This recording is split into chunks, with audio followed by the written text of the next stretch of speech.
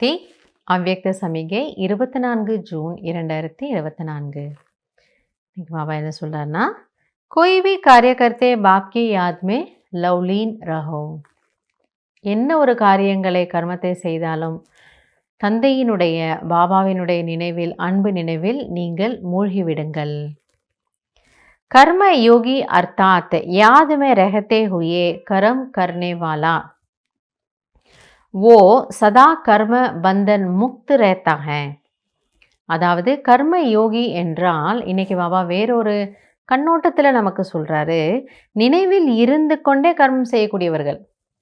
சில நேரம் என்ன சொல்லுவார், கர்மம் செய்யுங்க, கர்மம் செய்யும்போது நினைவில் இருங்க வர. இன்னைக்கு பாபா என்ன சொல்கிறாரு, நினைவில் இருந்து கொண்டு கர்மங்களை செய்கிறோம். ஸோ நினைவிற்கு நாம் முதல் முக்கியத்துவம் கொடுக்கின்றோம்.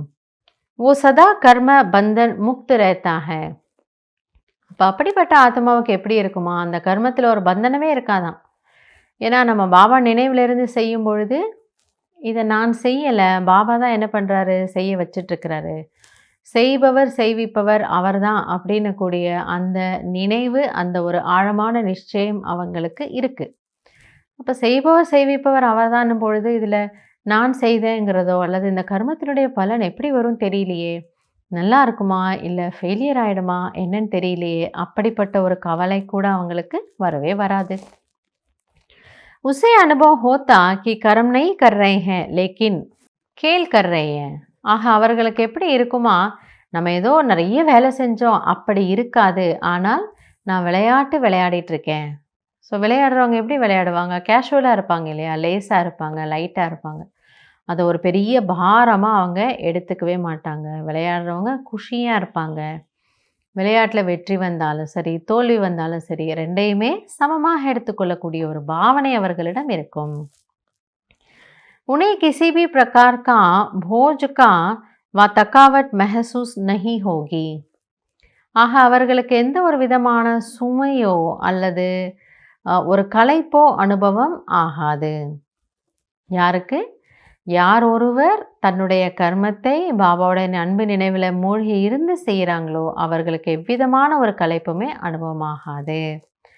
கர்ம யோகி அர்த்தாத் கரம் கோ கேல் கி ரீதி சே ஞாரே ஹோக்கர் கர்னே வாலே. எனவே கர்ம யோகி என்றால் ஒவ்வொரு கர்மத்தையும் ஒரு விளையாட்டாக அனுபவம் செய்யக்கூடியவர்கள். ஸோ அவங்க அதில் பாதிக்கப்பட மாட்டாங்க. விளையாடுறவங்க அப்படி தானே, எப்படி அதனுடைய ரிசல்ட் இருந்தாலும் அவங்க கேஷுவலாக இருக்காங்க. அதே போல் ஒரு விளையாட்டாக ஜாலியாக அவங்க என்ன பண்ணுறாங்களாம், கர்மத்தை செய்கிறாங்க. वो कर्मेंद्रिय द्वारा कार्य करते बाप के प्यार में लवलीन रहने के कारण बंधन मुक्त बन जाते हैं. ஸோ மீண்டும் அந்த முக்கியமான விஷயத்தை புரிய வைக்கிறாரு. ஏன் அவங்களுக்கு இது ஈஸியாக இருக்குது, சகஜமாக இருக்குது, ஒரு விளையாட்டாக அவங்க அனுபவம் பண்ணுறாங்க அப்படின்னா, பாபாவுடைய அன்பு நினைவில் அவங்க மூழ்கி இருக்காங்க. ஸோ அந்த அன்பில் மூழ்கிடக்கூடிய காரணத்தினால ஆத்மாவுக்கு அவ்வளோ ஒரு சக்தி கிடைக்குது. அப்போ பாபா நினைவில் இருந்து செய்கிறது அப்படின்னா, பாபா எப்படி சாக்கார் முரளியில் சொல்கிறார் இல்லையா, யாது செய் யாது மில்த்திய, நீங்கள் என்ன நினச்சிங்கன்னா நான் உங்களை நினைக்கிறேன்னு. அதுபோல் நம்ம நினைவில் இருந்து செய்யும் பொழுது அவரிடமிருந்து நமக்கு உதவி கிடைக்குது.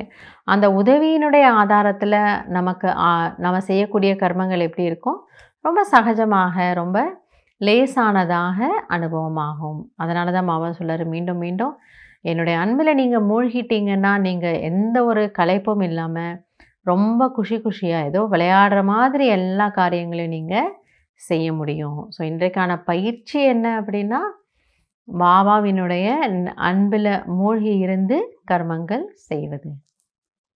நல்லது. ஓம் சாந்தி.